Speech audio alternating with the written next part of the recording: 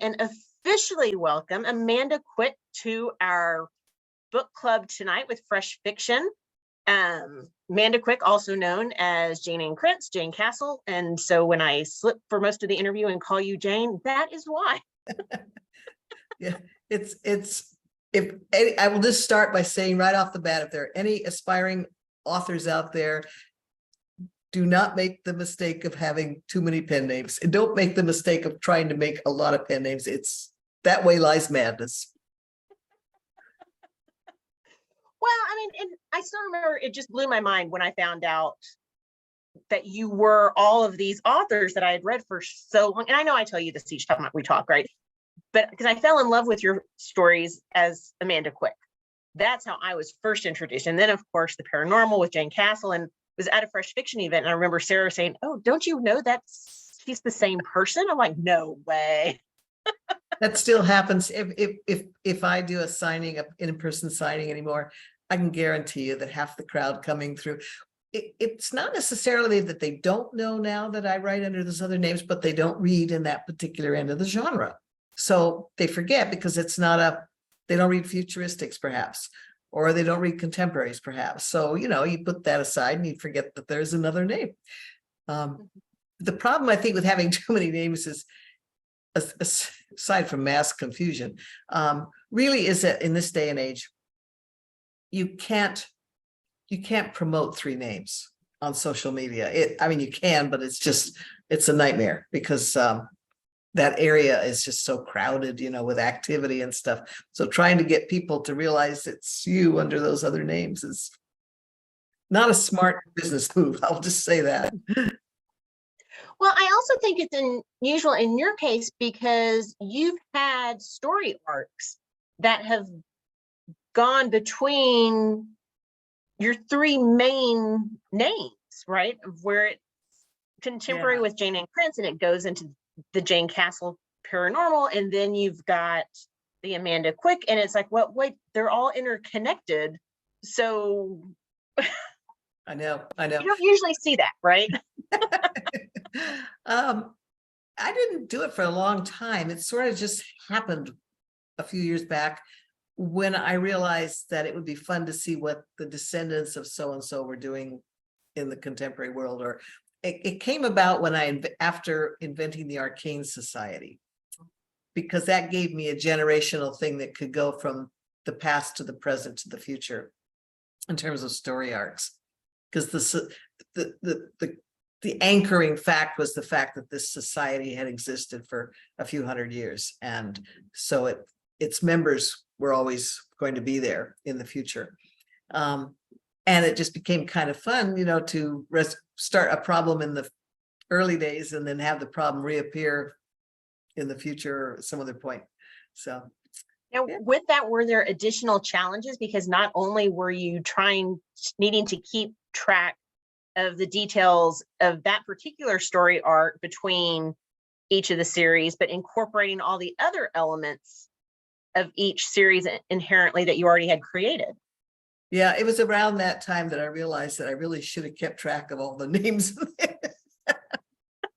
the names and family histories. But by then it was too late. I had lost them. So yeah, it complicates my life, put it that way. I figure if I remember a character, then probably readers do too, because it was something unusual enough that the characters made memorable. So if you see characters or descendants of characters appear in the other worlds, it's because that's the one I happen to remember. I think that writers, at least I know I write first for myself. So I write to entertain myself, because if I'm not excited and enthusiastic, you're not going to be. That, not to say you necessarily will be when you read it, but at the time I write it, I have to be vested in the story in a very personal way. And I think the character arcs over the three worlds became a way that I loved. I had fun with it, put it that way. And so I guess that's how it happened. And at some point, my editor pointed out that I have a Jayne verse. And at that point, I realized that all authors do. And we spend our careers exploring that universe. And there's just new places to go, new places to explore. So that's what keeps it fresh for me. And that is one of the big, that has been the huge advantage for me, is when I come out of one world, I'm ready to go into another. I'm ready for a change. Because there are plots you can do in the historical setting that you just can't do in the contemporary setting. And there's futuristic plots that you can't do in the past. And so it gives me fresh territory all over again to fire up a new plot, new characters, new problems. Well, I know as a reader, I always enjoy those Easter egg type elements of where I am able to link to other books across the different series because I've read them all. But with that, of course, it's also one of those, like you said, it's the challenge of going to the next world or in the next books. So do you always end up altering or varying which series you're going to write next? So that it's like, okay, I just finished an Amanda Quick. Now I'm going to write a Jayne Ann Krentz. Now I'm going to do a Jane Castle. And is it always that same thread? Yeah, but it's pretty much set up by the contracts. I mean, I sign a contract with a publisher, and that's the books they like to publish you in about the same time every year, because readers come to expect a May book, or a spring book will be Amanda Quick, and the January book will be Krentz, and then the futuristic in the later period. So I think it's it just developed that's the pattern, and it works for me. So. Well, with that, do you sometimes get a spark of an idea for one of your other personas that's like, okay, I can't do that one yet. I have to put it aside. And how do you maintain your focus on your current work? Well, it would be handy if I had a little idea file. Unfortunately, fortunately or unfortunately, what happens is when I'm working on any one book, I'm just obsessed with that book, and I just don't think about the other worlds. And then when I'm done with that book, then I can open up and I can look around and think of, that's when the ideas will generate. But when I'm actually involved with one book, like I'm in the middle of writing one right now, and that's all I can think about. It's just always there in my mind 24/7 until it's done. So it doesn't leave room for a lot of creative in the other side of things. If I get an idea, it's going to be something I want to use in this book. And that is kind of how I write. That one of the reasons I'm like that, I think, is because I don't have a detailed plot going forward. I have a general idea of where I'm going, and I've got a world I know I'm going back to, but I don't get the really intriguing ideas or the ideas that get me excited until I'm actually in the writing process. It would be very handy to get them up front and be able to have them all nicely outlined and know exactly where I'm going every day. But my mind just doesn't work like that. I'll think I'll know where I'm going, and then I'll get a much better idea in the middle of that chapter. A scene will come up that I didn't see coming. And then I got to run with it. So. Well, what is it that truly excites you with each new novel? Because you've put out a few, because I own most of them, so I can attest to the numbers. Maybe after putting out so many, and again, such a wide variety, what is it that when you're in the midst of a book, oh my gosh, I've got to get, like you said, that next scene out. What is it that's so exciting to you? I don't know. It's just the way my mind works. I was always in my mind. I remember sitting there in first and second grade thinking up stories. It was just kind of how my mind worked, for better or for worse.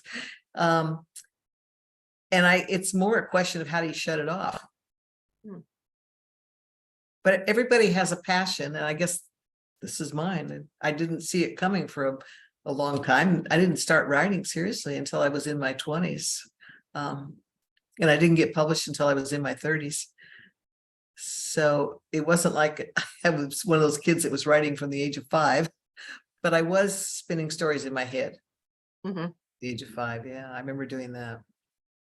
And do you think that your stories have evolved and your writing process has changed from when you first got started to where you are now? It's kind of a constant thing. No two books get written quite the same way. No two stories unfold quite the same way. But if you are, because you've read them, you say, and if I look back over my own work from the very beginning, certain themes keep reappearing. I almost always deal with questions of trust. I think trust is the biggest issue, biggest risk any of us take, and we take it every day. And it's especially dangerous with relationships. So the issue of trust is always there. My characters are always in the process of reinventing themselves. Yes. They're always having to fix, pick themselves up and get going again, because everything is just falling apart. And I tend to write with an optimistic note. And so those are the three elements that are always there in my books, I think. Mhm. At least so And far. also such strong heroines too. Well, I think a lot of writers do strong heroines, so I can't take credit for that one. But yes, I grew up on Nancy Drew. So what she's the one that solves the crime. Yeah. Well, and it's interesting that you were talking about the reinvention, because you're right. I mean, it is a common thing through many of your stories. But I actually had a note about that for your current series. I mean, I think that's one of the things that really jumped out a lot with the entire Burning Cove series, is that reinvention for every single novel. So can you talk, because I do want to focus a little bit on your Amanda Quick stuff, but what was the inspiration behind the Burning Cove series? Well, the Burning Cove series is set in California in the 1930s. And I sort of patterned it after Santa Barbara, which, if any people who know California, usually it's a coastal town, but it's a very glamorous kind of town. It's where the Hollywood royalty goes to play. It's like 100 miles out of LA. So, it was a weekend getaway kind of place for the stars and the wealthy and the gangsters of the era. And the 30s was a time when a lot of people were inventing themselves, and they were inventing the future out there on the West Coast. The gangsters were picking up new business models, because liquor which was what they had been made their fortunes on in the 20s. Now liquor was legal again. So they were getting into the casino business and gambling and things like that. And the movies were inventing this whole, we still know the movies of the 30s. Even people who've never watched one could probably tell you a name like Cary Grant. They just, there's a certain amount of just the glamorous names of those that era are still with us. And the whole thing about California is that it didn't matter what your past was. The only thing that mattered was what you were doing now and going forward. It was, new money, not old money. California is where you went to start over. And that just suits my kind of characters. That milieu kind of suits my reinvention themes. So, and it's a very entrepreneurial world. My characters also tend to be entrepreneurial. They rarely work for some big firm or anything like that. They usually are starting their own business, or writers, or something that's kind of something they have control over. Actually, in a lot of ways, that's kind of practical, because as I ran into immediately with the problem with my heroine in The Bride Wore White, who is a librarian, and you can't just take time off from if you're working full time, 9 to 5, to go solve a crime or track down a mystery. But she gets fired. Work is inconvenient that way, Yeah. Hence the usefulness of the entrepreneurial thing. But she does get fired, because in those days, she's working in an academic library, and in those days, that was seen as a men's job. Public librarians were okay in the public library or in the school library, perhaps, but at the academic level, that was a man's job. So she's dealing with that issue at the same time that she's got somebody trying to frame her for murder. Well, and also with this entire series being set in the 1930s, you touched on that, some of the additional excitement there. But were there other challenges from setting it in the 1930s? Because it is a departure from your other historical novels, and it's great because there's not that many novels set during this time period. So that's was something also really appealing that I know we've talked about before and have really enjoyed. Yeah, it is odd for some reason that there aren't more romantic suspense novels set in the 30s. I think it's because it became so identified with noir and mystery fiction that people probably didn't think of it as a background for romance as well as mystery. And there was a lot of mysteries built around the pre-war stresses that were happening. And there is another war on the horizon, which is kind of puts a cloud over everything. And the country is just coming out of the terrible recession, the depression. So it's kind of a fine, there's a limited scope of time in here in which you can set a frothy, fun, romantic comedy with a mystery going on the side. And I took my inspiration from the movies. They did it. Mm-hmm. And people flock to see them. So I think every era has more than one myth. And for the 1930s, there is the myth of the Depression. I mean, every myth is built on reality. So there is the ongoing myth of the Depression and the damage that was done. And there is the story of the onset of another world war coming. But there's also the story of people building for the future and excited about the future and starting over. And that's California too. That's California in the 30s. So that's the myth I went with. And were there some fun elements that you were able to incorporate into this series set in the 30s, which frankly just are not really allowed more in the Regency and Victorian? It's like, oh, okay, now I've got a little bit of extra freedom. Okay. Well, this was a particularly interesting time for women because they were coming out. I mean, the women that you remember from the 30s are people like Amelia Earhart, adventurous women, not the more traditional, the Victorian era woman. But women were going to college. They were flying airplanes. When the war hit, they were signing up for the war effort, and that spirit for women, I think, would have been interesting to see where it had kept going had the war not happened, because it was definitely on an upswing for women coming out into the world in a big way and having freedom. And then after the war, everybody wanted to go back to normal, right? Which never really existed, but they had a vision of what normal families look like. And everybody tried to make that happen, I think, in a large scale. And it changed the direction of the women's role in society tremendously. It kind of set it back is what it did. So the 30s are fun because women are out there and doing things, and there's a lot of interesting inventions happening at the time, and I don't have to worry about cell phones.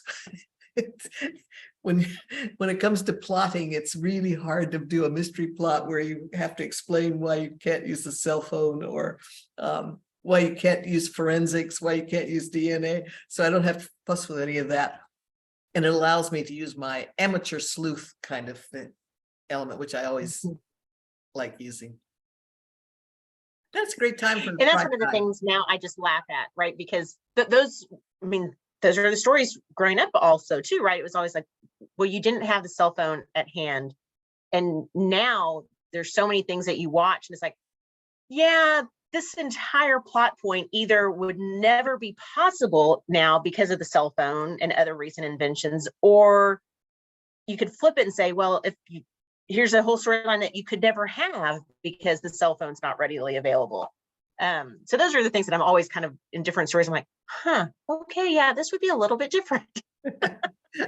Yeah, and when you earmark a period like the 30s, everybody knows going in that kind of what the limitations are, and that makes for different plots Right.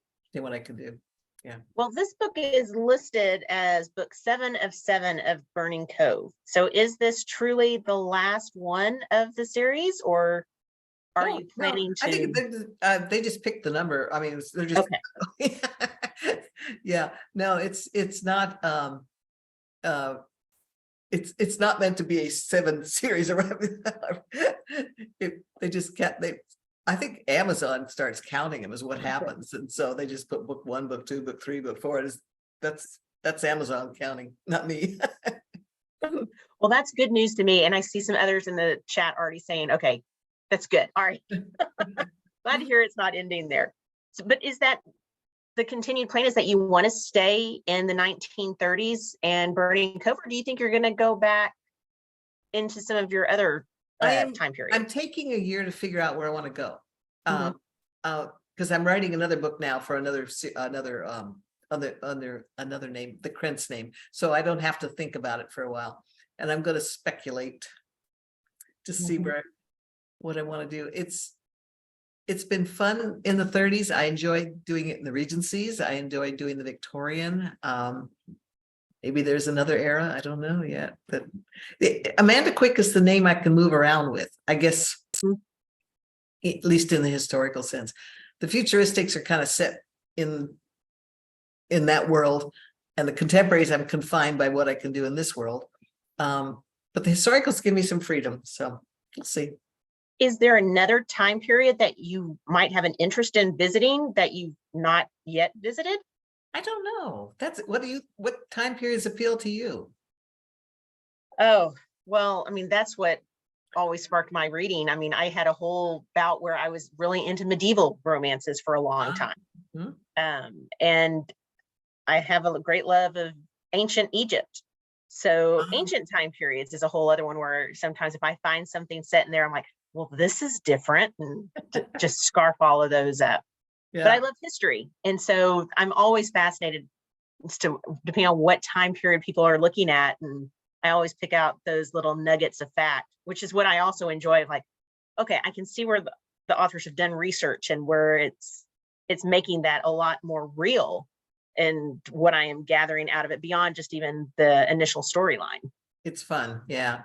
You feel like you're learning something. I think it's all about world building, and every writer has to build a world. It's whether you're writing contemporary or not. And one of the advantages for a writer of using a world that has been popular for a while, like the Regency or the Victorian or the 20s, or something that we know rather well because we've read other books set in that era, is that you don't have to stop and do a lot of description, because your readers bring their own knowledge. They understand that they understand if you explain that the clothes, or you don't have to do a lot of detail,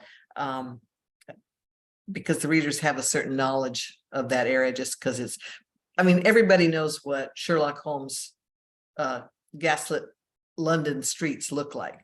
Right. You know there's fog. As soon as the author puts in the fog and the horse clopping along, everybody's got the picture in their head right there, because we grew up with those kinds of images.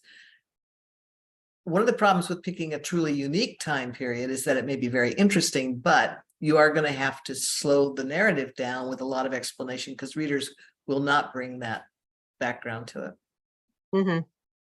But I always enjoyed pulling out those little nuggets, and I would throw them into my history classes in school. And everyone was like, how do you know this? I'm like, I just read a lot, and I didn't really explain it. It was from all my romances, but that's okay. That's funny. That's great. Yeah, don't tell them the secret sauce where you got the information.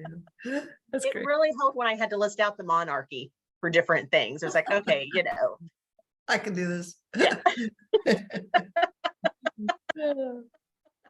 Well, Jayne, you had mentioned earlier the book that you were currently working on and that you're really immersed on it. Can you give us any hints as to what we might be able to anticipate there? Okay, well, I am currently working on the second what will be I'm always, authors are always a year ahead, so I always have to stop and think. The second book in the series that I started with Sleep No More, which was a Jayne Ann Krentz book. That's a contemporary. And that first book in that series came out this year, January, Sleep No More. And it's called The Lost Night Files. There's 3 books in it. 3 women who checked into a hotel one night and lost their memories. And they wake up the next morning with no memory of what happened. And they've all got psychic powers. And so each book is each woman's story. So that's the one that'll be out next January. January, okay. Okay, if that makes sense, yeah. Well, I want to see if we can get in a couple of our fresh fiction facts. And again, these are short, quick questions, hopefully answers coming to the top of your head.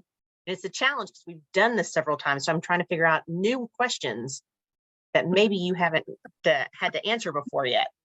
So if it's a repeat, I apologize. Okay, let's see. What is your most dog-eared book that you just go back and reread all the time? I don't reread. Never? No, not really. Maybe, I mean, I might go back to a book of nonfiction, a reference book or something, but there's so many new books coming out. I just want to read the next new books. I want to hear a story I haven't heard before. So sadly, I don't reread.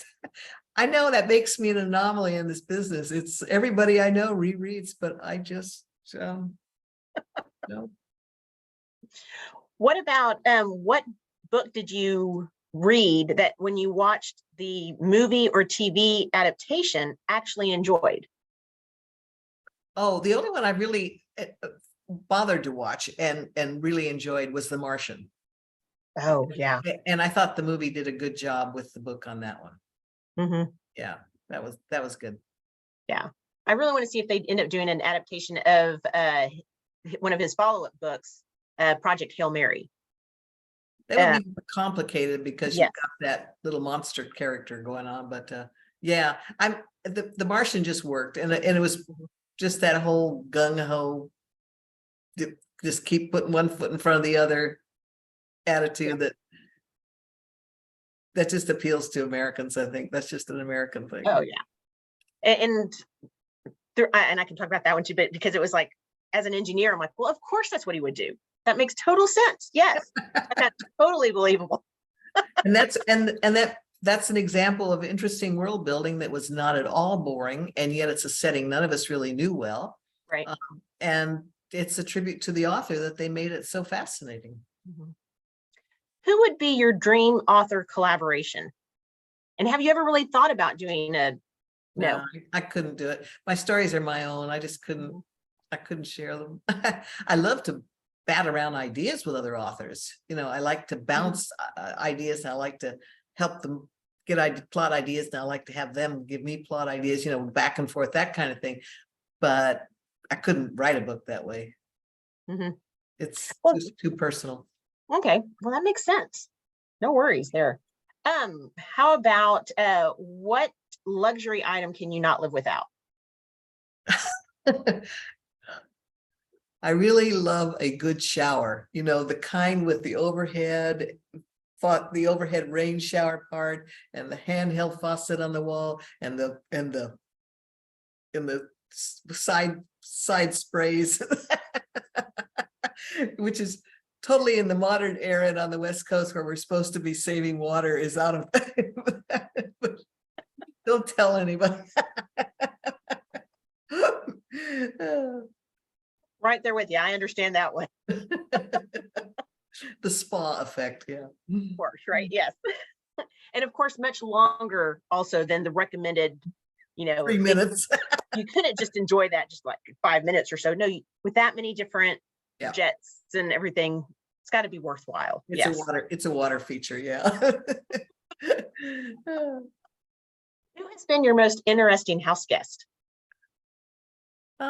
Well, Karen Rose dropped in for tea the other day. The author, her latest book is out. It's called Cold-Blooded Liar. She writes really good suspense straight up suspense. And that was kind of fun. It's always fun to have another author stop in and yeah.